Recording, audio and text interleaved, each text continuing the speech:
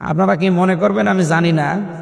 আমার নিজের বোন, নিজের মা, নিজের ভাবি মনে করে বলছি, আপনজন মনে করি। আমি চাই আপনারা সবাই জান্নাতি হন। শুধু নামাজ পড়ে রোজা রেখে কালো বোরকা পরে জীবনও জান্নাত যেতে পারবেন না। এই 4টা কাজ থাকাই লাগবে। 1 নম্বরে ইদা সাররাতহ ইদা নাজারা ইলাইহা সাররাতহ, স্বামী যখন বাইরে থেকে বাড়িতে আসবে তাকে খুশি করা লাগবে। কথাবার্তা দিয়ে হোক, অভ্যর্থনা দিয়ে হোক, আচার ব্যবহার দিয়ে হোক, যেভাবেই হোক তাকে খুশি রাখা লাগবে যখন অন্তত বাইরে থেকে আসবে এই সময়টা। কারণ এই সময়টা পুরুষের জন্য একটা মারাত্মক সময়। এমনিতেই চাপ নিয়ে আসে বাইরে থেকে, আর এসে যদি আপনি শুরু করেন সেই কি বলে কটকটির মতো, তাহলে ও তো হাতের কাছে যা থাকবে সেটা দিয়ে আপনার ফিটাবে। এই জন্য হাদিসের প্রথম অংশ, যখন বাইরে থেকে আসবে কিভাবে আপনি তাকে খুশি করবেন আমি জানি না, আপনাকে আল্লাহ সেই ব্যবস্থা দিয়েছে, চেষ্টা করবেন 100 ভাগ। 2 নম্বরে ইদা গাবা আনহা হাফিজাতু, ও যখন বাইরে যাবে তখন আপনার নিজেকে, আপনার স্বামীর সম্পদকে, স্বামীর সন্তানকে আপনি হেফাজতে রাখবেন। এটা আজ 100 জনের প্রায় অন্তত 95টা মেয়েদের ভেতরে পাওয়া যায় না। স্বামী বাইরে গেলে মনে হয় যে উনি দিন পেয়েছে। কোথায় কোথায় কার সাথে লাইন করে আল্লাহ জানে আর সে জানে। এটা বন্ধ করা লাগবে।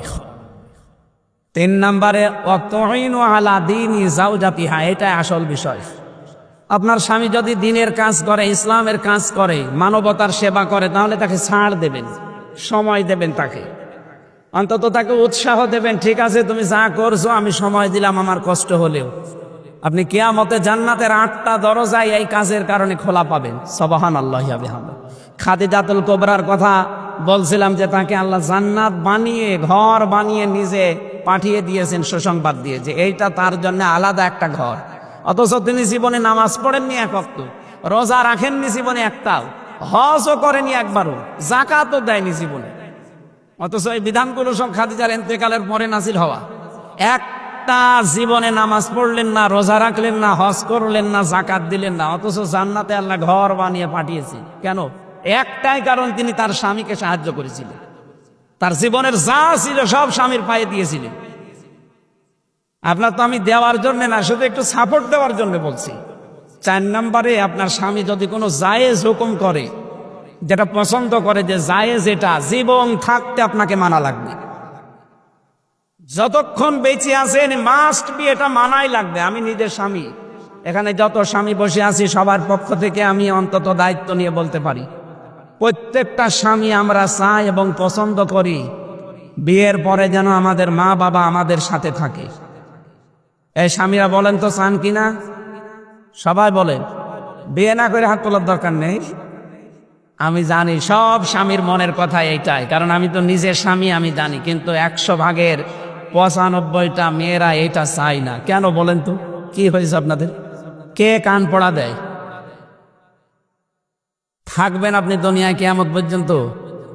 খুব বেশি হলে এখানে আমরা যারা আছি, আর খুব বেশি হলে 50 বছর পরে কেউ এখানে থাকবেন না, সব মাটির নিচে যাবেন। নতুন মানুষ এখানে এসে চাষ করবে। 100 বছর পরে যদি এসে কুষ্টিয়ার এই 2 তলা বাড়িতে আপনি এসে বলেন যে এ বাড়ি আমার, ওখানে যারা থাকবে আপনাকে ঢুকতে দেবে? আমি আমার পূর্বপুরুষ যারা আছে, আমার বাবার নাম রিয়াজউদ্দিন, তার বাবার নাম জাহান আলী, তার বাবার নাম নমাজ আলী, এরপরে আমি আর চিনি না। হ্যাঁ, সত্যি কথা বলছি, আমি আর চিনি না, কারণ আমার আর জানা নেই।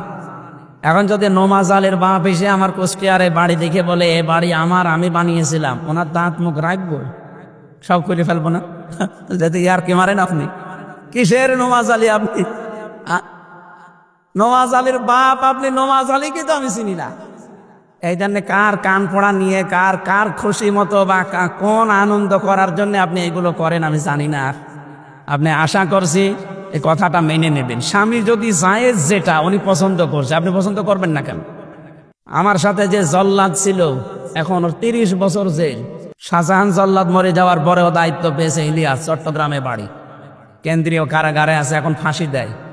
তো এই লোকটা আমার কাছে এসে একদিন কাঁদছিল আর বলছিল ফাঁসির ওই কন্ডেম ছিল, জীবনের কাহিনীটা, কেন জেলে আছে। 17 বছর সৌদি আরবে ছিল, দেশে আসার পরে বিয়ে করেছি, বোর সাথে শাশুড়ির মিল নেই। খালি বলে যে ওদের আলাদা করে দেন, ওদেরকে মানে মাইনাস করে দেন, অথবা অন্য জায়গায় পাঠিয়ে দেন, আমি এদের সাথে থাকবো না।